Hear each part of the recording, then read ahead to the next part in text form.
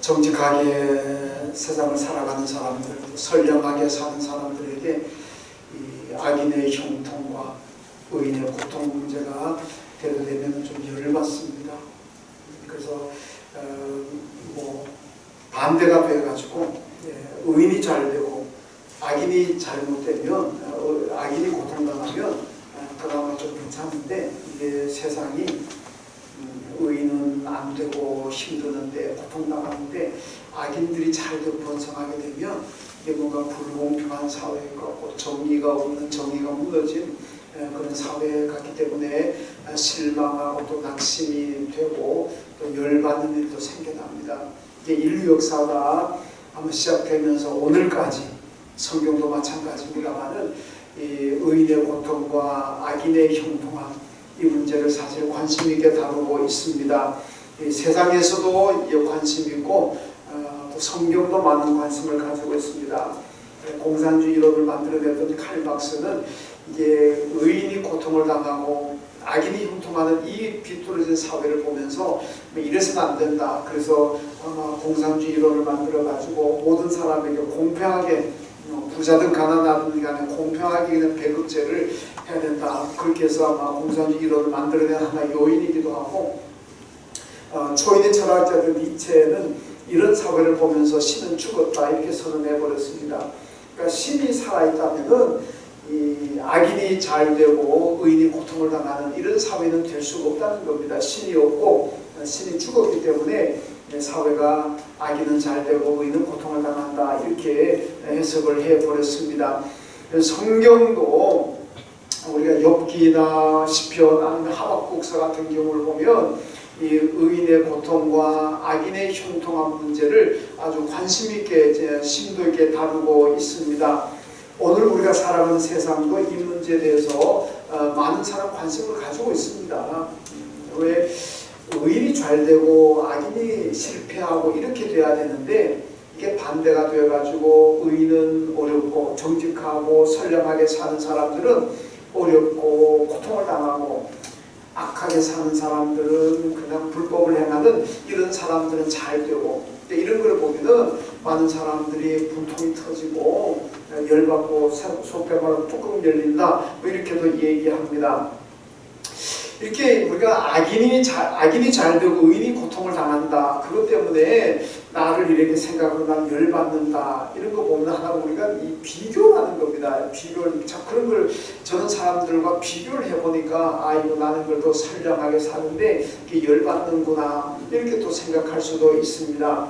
성경을 보면은 이 탕자 비유에서 탕자형이 나오는데, 탕자형이 처음에는 부모님 말씀에 잘 순종하고 일을 성실하게 잘 합니다. 불평도 없습니다. 근데 언제부터 이 탕자형이 불평을 가지고 아버님 말씀에 불순종하게 되느냐면 집 나가는 탕자가 돌아오면서입니다. 아버지의 재산을 가지고 나가가지고 다 허랑방탕하고 다 날려버렸던 그 동생, 거지꼴이 되어가지고 돌아오는 그 동생을 아버지가 야단치고 책망하는 것이 아니라 오히려 막 그냥 반갑다고 그냥 부둥켜 안고 눈물 흘리고 금바나 끼워주고 새 옷에다 새 신발 신겨주고, 그리고 막 동네 사람 불러다가 큰 잔치를 베풀고, 그러니까 이런 걸 보면서 탕자 형이 열받습니다. 아니 나는 지금까지 아버지 말씀에 순종하고 잘 일했는데 나를 위해서는 염소새끼 한 마리도 안 잡아주고 저 아버지의 재산을 다 탕진하고 정말 방탕하게 살아서 나쁜 동생은 오니까 저렇게 크게 잔치를 베풀고 저렇게 환대해주고, 이런, 그러니까 자기의 모습과 비교를 해보니까 너무 열받는 거예요. 그래가지고 집에도 안 들어가 버리고 아버지한테 불평을 쏟아내고 이런 일들이 일어나게 되겠죠. 그러니까 동생하고 비교하기 전에는 순종하고 잘 지내는데 비교하면서부터 비뚤어지기 시작했다는 것을 보여주고 있습니다. 여러분, 바리새인들이 하나님 말씀의 계명에 잘 순종하는 사람들입니다. 근데 왜 이렇게 거만하고 교만하느냐, 왜 이렇게 다른 사람 정죄해버리냐? 비교잖아요, 비교. 그러니까 이 세리와 창기들하고 자기하고 비교를 해보니까 자기는 너무너무 괜찮은 사람인 거예요. 저 세리 창기들 나쁜 짓 하고 살아간 저 악한 사람들과 자기하고 비교하면서 이 바리새인들이 교만하게 되고, 그래서 비교하면서 저 정죄해버리고 저주하게 되는 이런 일이 일어나게 되었다는 겁니다. 여러분, 가정에도 뭐 갈등이 일어나는 것이 뭐 여러 가지 이유가 있겠습니다만은 비교해서 갈등이 많이 일어납니다. 내 남편하고 다른 남편하고 비교하고, 내 아내하고 다른 집 아내하고 비교하고, 내 자식들하고 다른 집 자식들하고 비교해보고, 내가 살아가는 우리 집하고 다른 사람의 집을 비교해보고, 내가 타는 자동차하고 다른 사람이 타는 자동차하고 비교해보고, 이 비교해보면서 열받는 거죠. 왜 내 남편은 이것밖에 안 되나? 내 아내는 왜 이것밖에 안 되나? 내 자식들은 왜 요렇게밖에 안 되나? 왜 나는 이렇게 좀 별 보는 집에 사는데 저 사람 저렇게 좋은 집에 사느냐?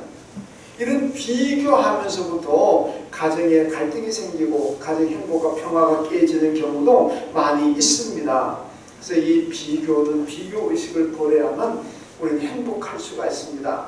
악인이 형통하든 뭐 의인이 여러 가지 힘들든 그걸 자꾸 자기가 비교하지 말라는 거예요. 비교하게 되면은 열받게 되고 비교하게 되면 자꾸 낙심이 생기게 된다는 말씀입니다. 여러분, 굳이 비교하려면 사람들하고는 비교하지 마시고 예수님하고 비교하십시오. 예수님하고 비교해보면은 그 내 자신이 다 드러나잖아요. 하나님 앞에 서보고 예수 앞에 딱 서보면, 아, 내가 얼마나 죄가 많고 내가 얼마나 나쁜지, 얼마나 정말 악을 행하는 사람인지 예수 앞에 나를 딱 비교해보면 드러납니다. 사람하고 비교해보면 때때로 상대적인 박탈감도 가지지만은 상대적인 또 의의를 가질 수도 있습니다. 그러면 아이고 저 인간은 나보다 못하는구나, 이렇게 되면 또 교만하게 되잖아요. 근데 예수님하고 딱 비교해보면, 아, 내가 얼마나 나쁜 인간인지, 얼마나 내가 부족함이 많은지를 알 수가 있습니다. 그러면 겸손하게 됩니다.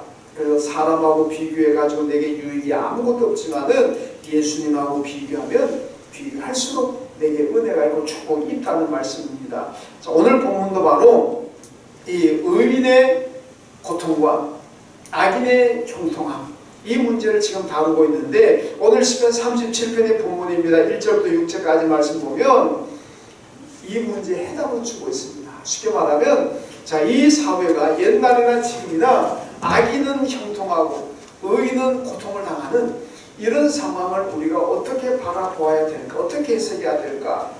이런 정말 비뚤어진 상황에서 우리 성도들은 어떻게 살아가야 될까? 이 문제에 대한 말씀을 주시는 것이 바로 오늘 본문입니다. 자, 본문 1절 말씀을 한번 같이 읽습니다. 본문 1절 시작. 악을 행하는 자들 때문에 불평하지 말며 불의를 행하는 자들을 시기하지 말지어다. 아멘. 여러분, 악을 행하는 자들 때문에 불평하지 말고 또 시기하지도 말아라. 불평과 시기가 왜 생기겠습니까? 부러움입니다. 부러워하다 보니까 아휴, 나는 저렇구나, 불평이 나오는 거죠. 부러워하니까 시기가 생기고 질투가 생기는 겁니다. 부러워하지 말라, 그 말씀입니다. 부러워하게 되면 그 자꾸 동경하게 됩니다. 부러워하게 되면 아이고, 나도 저렇게 살까? 정직하게 살고 뭐 선하게 사는 거, 아이, 이건 뭐 별거 없다. 나도 저렇게 좀 악을 행하면서 나도 저렇게 좀 떵떵거리고 살까? 이게 부러움이 생기면은 그 삶을 자꾸 따라가려고 하고 동경하게 된다는 얘기입니다. 이걸 잘 보여주는 것이 시편 73편인데 시편 73편의 시인이 이렇게 얘기합니다. 내가 악인의 형통함을 보고 질투했다, 이렇게 얘기해요. 악인이 잘되고 악인이 형통함을 보면 나는 질투했다. 왜 질투하느냐? 그 말씀 보면 의인들은 항상 평안하고 재물이 날마다 더해간다, 이렇게 얘기하죠. 악인들은 항상 평안하고 악인들의 재물은 날마다 늘어간다는 거예요. 그런데 의롭게 사는 이 시인 자신은 어떠냐? 자신은 나는 종일 재난을 당하며 아침마다 징벌을 받는다, 이렇게 얘기하죠. 이거 정말 안타까운 현실 아닙니까? 악인들은 항상 평안하고 악인들은 날마다 재산이 더해간다. 그런데 의롭게 살아가는 자기는 어떠냐? 나는 종일 재난을 당하고 아침마다 징벌을 받는다. 얼마나 열받는 일입니까? 얼마나 열받는 일입니까? 그러니까 이 시인이 뭐라 그러냐? 나도 악인처럼 살고 싶은 생각이 든다. 내 자녀들에게도 악인처럼 살아가라 권하고 싶다는 겁니다. 자기 이웃의 친척들, 지인들에게도 선하게 살려 그러지 말고 악하게 좀 살아라. 그래가지고 악한 사람들처럼 늘 평안하고 늘 재산이 더해가는 거 얼마나 좋으냐.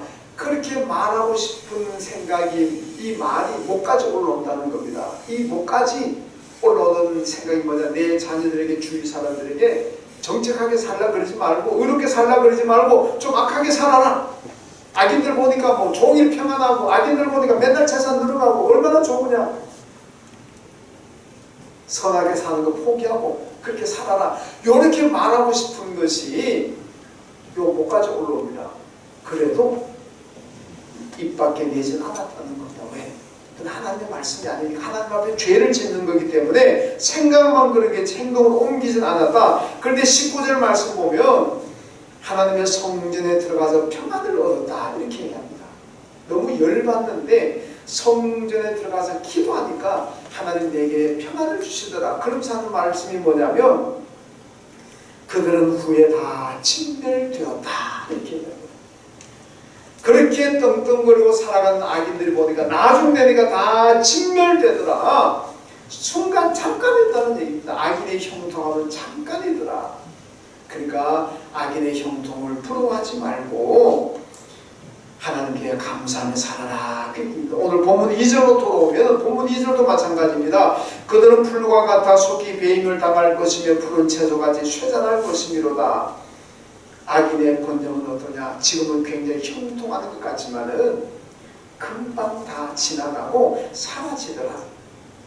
여러분 권불 10년이라는 말 있잖아요. 어떤 권력도 10년을 넘어가지 않는다. 황업 11홍이라는 말이 있습니다. 꽃도 나무도 붉은 꽃도 10일을 넘어가지 않는다. 그런 얘기는 이게 짧다는 겁니다. 인간이 보기에 아름답게 보이고 화려하게 보이고 대단한 것 같이 보이지만은 인간이 누리는 그것들은 잠깐 지나간다는 겁니다. 그러니까 오늘 성경이 뭐라 그러냐? 잠깐 지나가는 거 보고 그거 보고 부러워하지도 말고 시기하지도 말고 질투하지도 말고 하나님께서 내게 주신 은혜로 감사하며 살아라. 그것이 오늘 말씀입니다. 여러분 우리 성도들이 왜 감사해야 되겠습니까? 감사할 이유는 참 많습니다. 그 가운데서 우리는 믿음을 가진 것에 대해서 감사해야 됩니다. 이런 믿음을 가지고 있다는 거 얼마나 감사합니까? 추석 명절 앞에 두고 지금 사람들이 다 껴지고 있잖아요. 아마 추석 명절 당하느라고 예배 못 드린 분들도 아마 있을 겁니다. 근데 여러분들은 추석 명절이지만 어디 안 가시고 여기 교회 예배 드리러 오셨잖아요. 왜 오셨습니까? 어떻게 오셨습니까? 믿음이 있으니까.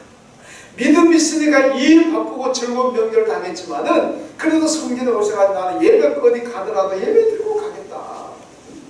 친척을 찾아가고 부모님 찾아가더라도 예배 드리고 가겠다. 그 예배 드리러 오시는 거 이게 믿음이 있으니까 오는 건 아닙니까? 여러분 우리가 가진 믿음이 얼마나 대단한 겁니까? 이 믿음 때문에 우리가 구원을 받았고 믿음 때문에 영생을 가졌고 이 믿음 때문에 우리가 나중에 천국 가서 영원히 살게 되는 줄로 믿습니다. 그러니까 믿음이 여러분 얼마나 큰 축복이겠습니까? 그런데요 믿음은요 내가 얻으면 내가 누리는 게 아닙니다. 내가 내 의지로 믿음이 생기는 게 아니라는 겁니다. 믿음은 하나님의 축복이고 하나님의 선물입니다. 에베소 2장 8절에 보니까 너희는 그 은혜에 의하여 믿음으로 말미암아 구원을 받았으니 이것은 너희에게서 난 것이 아니요 하나님의 선물이라. 여러분이 믿음 때문에 우리가 구원받았고 믿음 때문에 영생 얻고 믿음 때문에 천국 가는데 이 믿음은 하나님이 오늘 여러분에게 또 저에게 주신 선물이라고 말씀합니다. 축복입니다. 반대로 하나님이 이거 선물 주시지 않았더라면 우리는 이 믿음을 가질 수가 없어요. 믿음이라는 게 사내가 돌을 닦아가 얻는 게 아닙니다. 믿음이라는 게 어디 가서 고행하고 수도해가지고 얻는 게 아닙니다. 이 믿음은 하나님께서 오늘 우리에게 주신 선물이고 축복이라는 말씀입니다. 여러분, 구원과 영생 얻는 믿음을 하나님께서 우리에게 선물로 주시지 않았더라면 우리는 이 믿음을 가질 수가 없어요. 그래서 데살로니가후서 3장 2절 보니까 믿음은 모든 사람의 것이 아니니라 이렇게 말씀합니다. 여러분, 믿음은 모든 사람의 것이 아닙니다. 누구나 믿음을 가질 수 있는 것이 아닙니다. 어떤 사람만 가지느냐? 하나님께서 선물로 주신 사람만이 믿음을 가질 수가 있는 거예요. 여러분, 노력했다고 어디 가서 큰 공헌을 세웠다고 믿음 얻는 게 아닙니다. 하나님께서 우리에게 선물로 축복으로 주시기 때문에 내가 믿음을 가진 겁니다. 여러분들이 믿음을 가졌다는 건 하나님의 선물이고 축복입니다. 얼마나 큰 축복입니까? 여기에 대해서 우리가 감사해야 된다는 거예요. 예레미야 16장 13절에 보면 너희가 바벨론에서 주야로 다른 신을 섬기리니 이는 내가 너희에게 은혜를 베풀지 아니함이라. 여러분, 이스라엘 백성들이 바벨론에 가가 포로 잡혀가가지고 거기 다른 신들 우상을 섬긴다는 겁니다. 왜 그런지 아십니까? 하나님께서 내가 너희에게 은혜를 베풀지 않았기 때문이다. 하나님께서 그들에게 은혜를 주셨다면 바벨론에서 우상을 섬기지 않고 하나님을 섬길 겁니다. 그런데 하나님이 은혜를 안 주셨기 때문에 바벨론 우상을 섬긴다는 거예요. 여러분, 오늘처럼 여러분과 저는 우상을 섬기지 않고 하나님을 섬기고 있습니다. 왜 그렇겠습니까? 하나님께서 우리에게 은혜 주셨기 때문에 그런 거예요. 여러분과 저는 다른 신을 믿지 않고 하나님을 믿고 예수를 믿고 있습니다. 왜 그렇습니까? 하나님께서 우리에게 믿음을 선물로 주셨기 때문에 그런 거예요. 그러니까 여러분, 우리가 믿음을 가지고 있다는 거, 다른 신을 섬기지 않고 하나님만을 섬기고 있다는 것은 그 하나님의 특별한 은혜고 특별한 선물인 줄로 믿습니다. 이것만 가지고 죽을 때까지 감사해야 되지 않겠습니까? 뭐 조금 세상 것 좀 부족하다고, 세상 것 좀 다른 사람처럼 많이 누리지 못한다고 그건 불평할 게 아닙니다. 여러분, 영생을 가지고 천국을 가질 수 있는 그 믿음을 하나님 우리에게 주셨고 그 믿음을 내가 선물로 받았는데 뭐 세상 것 좀 부족하다고 그것 때문에 불평하고 좀 내가 덜 가진다고 해서 형제 간에 싸우고 가족 간에 싸우고 그런 거 뭐 있습니까? 영생을 가지고 있는데, 천국을 가지고 있는데 세상 것들이야 가져라 양보해버리고 베풀어야지. 안 그렇겠습니까? 여러분, 방글라데시 우리 부모님들 다 아시겠습니다만 우리 이안 교회가 세운 유치원이 방글라데시 3개가 있고 또 초등학교도 하나 있습니다. 우리가 매월 방글라데시에 80만 원 선교금 보내고 있습니다. 그뿐만 아니고 연초가 되면은 우리가 방글라데시 아이들, 유치원 아이들에게 이 매년 가방을 해줍니다. 유니폼도 해주고요. 왜 그런지 아십니까? 제가 선교사도 물어, 아니 이거 몇 년마다 한 번 아니고 매년 하는 겁니까? 매년 해야 되는데 왜 그러냐? 이 방글라데시 아이들이 우리 교회가 보내는 그 선물, 가방, 그 다음에 유니폼, 이게 너무 좋은 선물이 돼가지고 방금 매일 그거 메고 다닌다. 가방을 뭐 친구 집에 갈 때도 메고 가고 엄마하고 시장 갈 때도 메고 가고 좌우지간 뭐 어디를 가든지 간에 이거 메고 다닌다는 겁니다. 그러니까 이게 빨리 낡아져요. 우리나라 아이들은 유치원 가방 그거 메고 어디 갑니까? 유치원 갈 때는 메고 가지. 어디 뭐 엄마 아빠랑 갈 때 그거 메고 갑니까? 안 메고 가잖아요. 근데 그 아이들은 그 선물이 너무 귀해가지고 온종일 그냥 매일 그거 메고 다닌다는 거예요. 옷도 그렇고. 그러니까 매년 갈아야 된다는 겁니다. 여러분, 저도 참 선물 받은 잊을 수 없는 것이 중학교 1학년 때 우리 시골교회 전도사님이 저한테 파카 만년필 하나 선물하셨어요. 써보는 건 참 있는데 그때 미국산 파카 만년필 얼마나 귀합니까? 너무너무 좋아가지고 아침에 학교 가면서 다 옛날에 여기 다 꽂고 갔어요. 근데 그날 잊어버렸어. 제가 그 파카 만년필 잊어버리고 난 다음에 며칠 울었어요. 얼마나 분하고 얼마나 아까운지. 여러분, 우리가 선물을 주기도 하고 선물을 받기도 합니다. 그런데 우리가 주고 받는 선물은요 영원합니까? 아닙니다. 아무리 좋은 선물도요, 그저 며칠, 몇 달 아니면 1년 정도 지나고 나면 그 다음에 또 양반이 떨어집니다.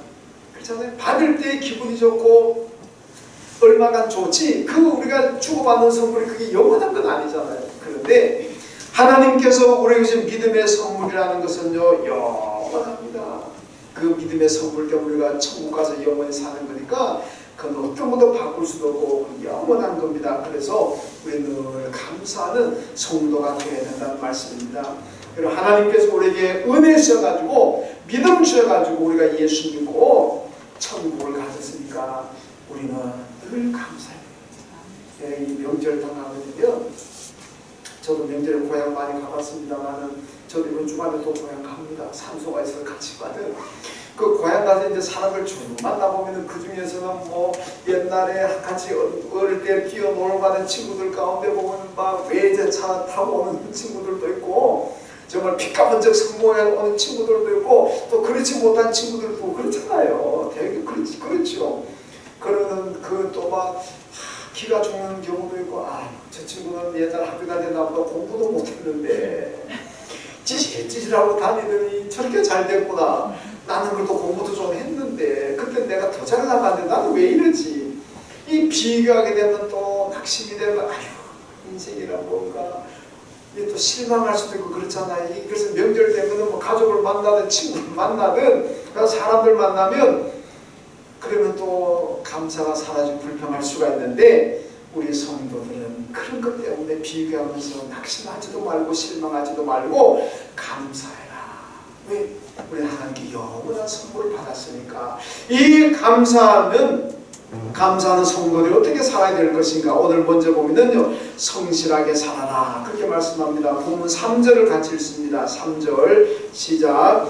여호와를 의뢰하고 손을 행하라. 땅에 머무는 동안 그의 성실을 먹을 거리로 삼을지어다. 아멘. 여러분, 감사하는 성도들은, 구원받은 성도들은요, 성실을 먹을 거리로 삼아라. 먹을 거리를 우리가 매일 먹어야 됩니다. 성실을 먹을 거리로 삼으라는 얘기는 어느 한순간만 성실하지 말고 매일매일 성실하게 살아라. 어떻게 하면 성실하게 살 수가 있을까요? 골로새서 3장 23절 보면 무슨 일을 하든지 마음을 다하여 죽게 하듯하고 사람에게 하듯하지 말아라.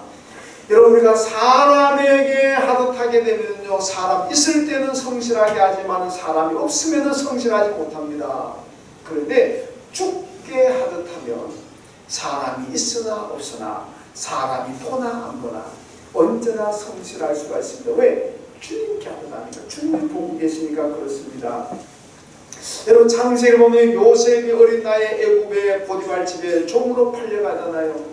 근데 애굽 생활이 요셉이 어떻습니까? 나중에 애굽의 보디발이 요셉을 너무너무 신뢰해가지고 자기 집안의 모든 걸 요셉에게 다 맡겨버렸습니다. 네가 알아서 해라. 네가 돈을 어떻게 쓰든지 간에 네가 알아서 해라.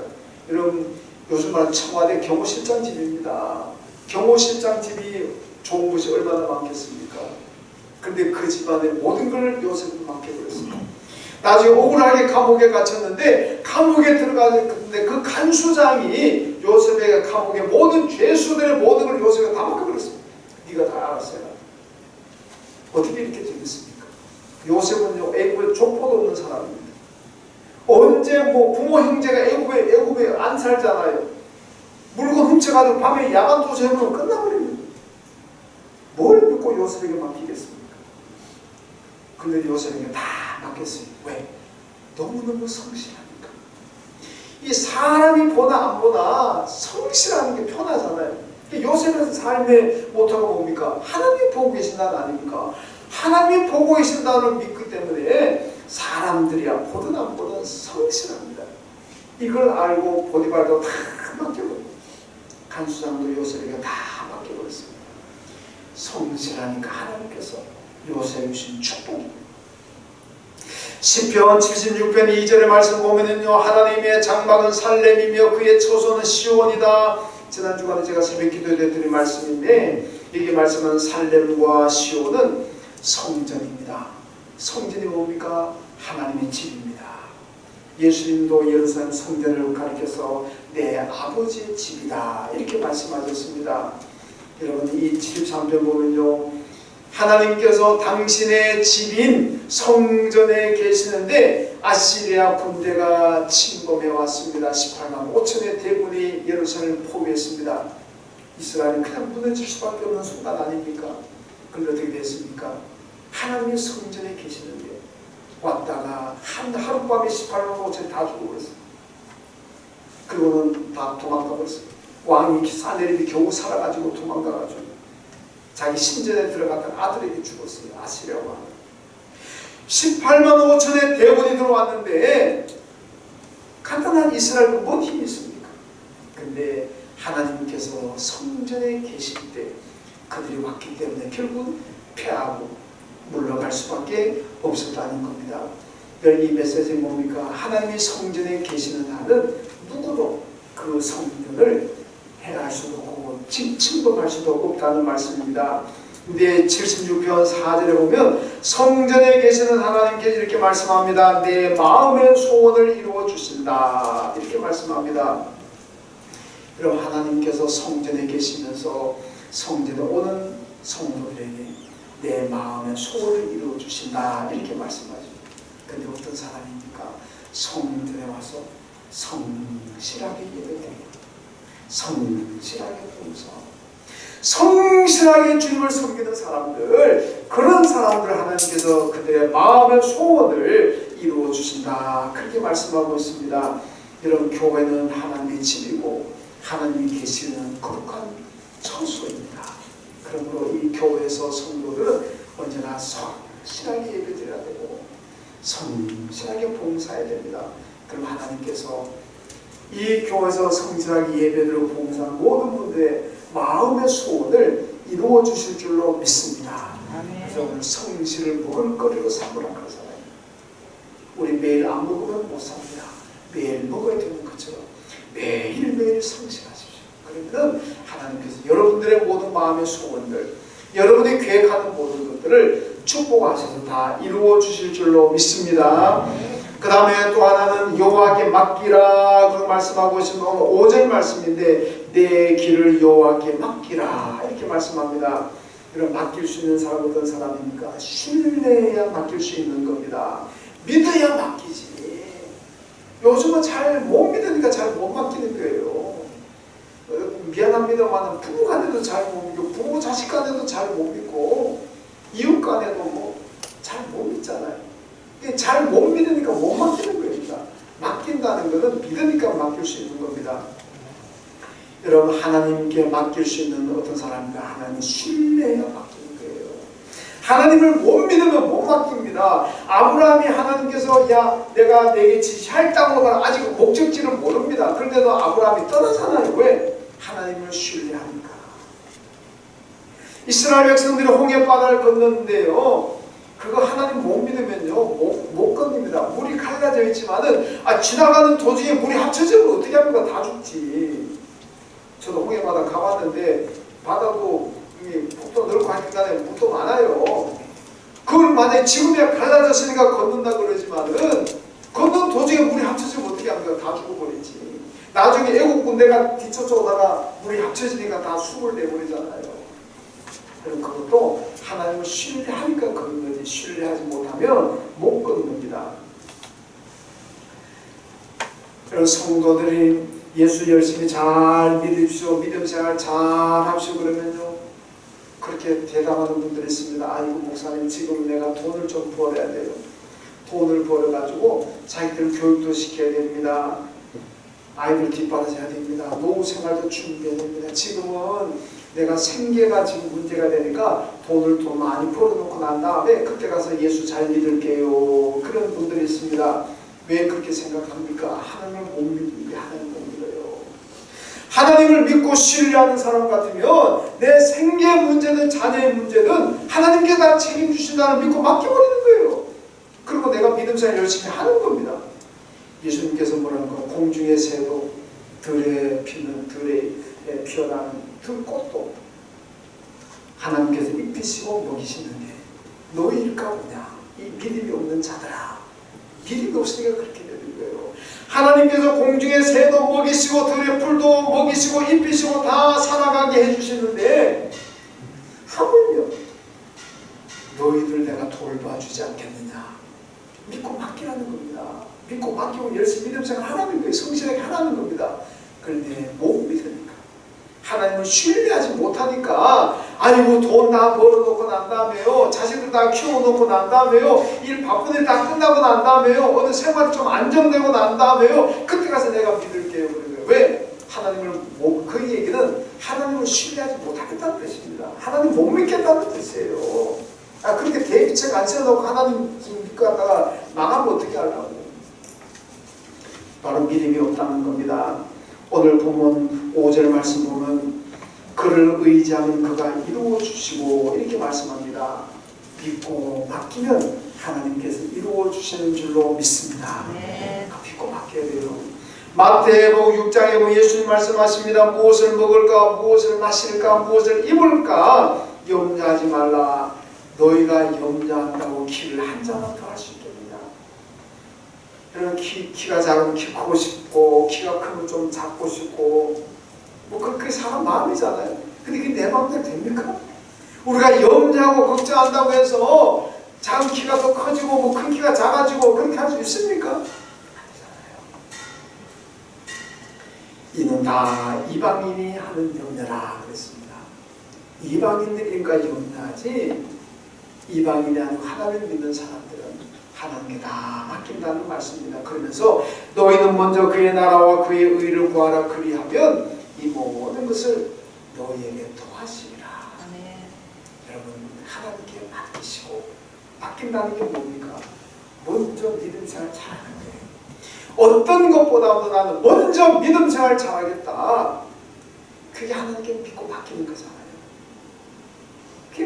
믿지 못하고 그러면요 예배 생활 못합니다. 왜? 예배 들 때 가서 일해야지, 먹고 살아야지.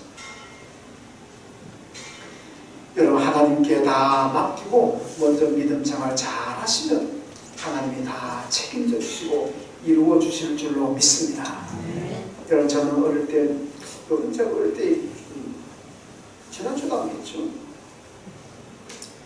저희 집은 할아버지하고 저하고 일을 참 같이 많이 했습니다. 제가 초등학교 다닐 때 아버지는 학교 하시느라고 나가 계셨고, 동생들 아직 그때 좀 어리고, 그러다 보니까 초등학생인 제가 3, 4학년 때부터 열심히 농사 다 지었습니다. 우리 노는 그렇게 많지, 논밭이 그렇게 안 많아가지고 그때 개간을 많이 하셨어요. 할아버지가 개간이라는 산에 가서 산을 밭으로 만드는 걸 개간이라고 부릅니다. 그 뭐 산에 돌이 얼마나, 바위돌 얼마나 그 다 제거해야 되고 잡초 다 뽑아야 되고 일이 엄청 많습니다. 그런데도 저희 할아버지는 주일날 되면 다 모든 걸 멈춥니다. 주일날은 어떤 일도 하지 않습니다. 그게 다가 아닙니다. 저희 시골 교회가 약하다 보니까 목사님도 전도사님도 안 계셨습니다. 그럼 저희 할아버지는 무학이고 초등학교도 안 나오셨어요. 한글 겨우 읽으시고 쓸 줄 아시는 분입니다. 제가 어릴 때 할아버지 글씨도 보면 뭔 글씨인지 몰라요. 글씨가 하도 어려워, 뭐라 잘 못 쓰셔가지고. 그런데도 그 할아버지가 혼자 장로님이셨는데 주일 낮 예배, 저녁 예배, 수요 예배, 새벽 기도에 하나도 다 설교하셨어요. 지금 생각해보면 그 초등학교도 안 나오신 분이 모든 예배 설교를 다 하셨어요. 저는 어릴 때 할아버지 설교 많이 듣고 자랐어요. 지금 기억은 하나도 안 나지만. 그런데 하여튼 그렇게 뭐 예배, 교회, 모든 예배 설교 준비하셔도 하시잖아요. 개간도 많이 하시고. 그런데도 주일날에 절대 일하지 않습니다. 다 쉽니다. 그러면 다른 사람보다 일을 못해가지고 뭐 수학을 못하는 건 아닙니다. 다른 사람들보다도 훨씬 더 효율적이고 일을 못하는 거 하나도 없습니다. 주일 쉬고 설교 그렇게 많이 하시면서 해도 일 다 다른 사람보다 먼저 일 끝냈습니다. 동네 사람들이 신기하더랬어요. 아니 저 집 도대체 주일날도 일 안 하고 저렇게 하면서 어떻게 일을 저렇게 빨리 끝내나. 여러분 지금 생각해보면 하나님께 다 맡기고 하니까 하나님이 축복하신 줄로 믿습니다. 하나님께 맡기면 하나님을 먼저 열심히 하면 하나님 다 주일날도 안 쉬고 일하는 사람보다도 훨씬 더 효율적 일을 끝내더라는 겁니다. 여러분, 맡기면 어떻게 되겠습니까? 오늘 보면 6절에 보면은 내 의를 빛같이 나타내시며 내 공의를 정오의 빛같이 하시리로다, 이렇게 말씀합니다. 여러분, 빛도요, 어느 때가 가장 빛이 쨍쨍하고 가장 찬란하고 뜨겁습니까? 정오잖아요. 정오의 빛같이 너희들을 내가 빛같은 인생이 되게 해주시겠다, 그렇게 말씀하고 있습니다. 여러분, 성도의 일생을 가장 빛나게 해주신다는 말씀입니다. 내 힘으로 살려고 하면 그늘진 인생이 되고 암울한 인생이 되고 어둠의 인생이 됩니다. 그런데 하나님께 다 맡기고 살려는 우리의 인생이, 여러분의 인생이 정오의 빛같이 찬란한 그런 인생이 된다는 말씀이에요. 시편 55편 2절 말씀 보니까 내 짐을 여호와께 맡기라, 그가 너를 붙드시고 의인의 요동함을 영원히 허락지 아니하시리로다. 내 짐을 여호와께 맡기라, 내 삶을 여호와께 맡기라. 그럼 하나님께서 너를 붙들어 주시고 네가 요동하지 않도록, 넘어지고 쓰러지지 않도록 하나님께서 붙들어 주신다고 말씀하고 있습니다. 여러분, 어렵고 힘들어도 하나님은 신뢰하고 하나님께 다 맡기시고 먼저 어디서든 성실하게 예배드리시고 성실하게 먼저 여러분들 하나님께 받은 사명을 잘 감당하십시오. 그러면 하나님께서 여러분들의 인생을 정오의 빛같이 빛나게 하실 것이고 넘어지고 쓰러지고 요동하지 않도록 하나님께서 영원토록 여러분들의 삶을, 가정을, 일터를 붙들어 주실 줄로 믿습니다. 하나님 감사합니다. 의인의 요동함을 영원히 허락지 아니하시고 언제나 우리를 붙잡아 주시고 우리의 인생을 정오의 빛같이 하신다고 말씀했습니다. 주님, 많은 시험되고 유혹되고 고난도 있지만은, 불안도 있지만, 그럼에도 불구하고 하나님을 신뢰하고 하나님께 내 모든 문제를 맡기고 먼저 우리 하나님 잘 섬기는 저희들 되게 하여 주옵소서. 그래서 우리 양가족도 모두의 인생이 정오의 빛같게 하시고 하나님께 붙들어 주시는 그런 삶을 안전하게 살아갈 수 있는 우리 모두가 다 되게 하여 주옵소서. 예수님의 이름으로 기도하옵나이다. 아멘.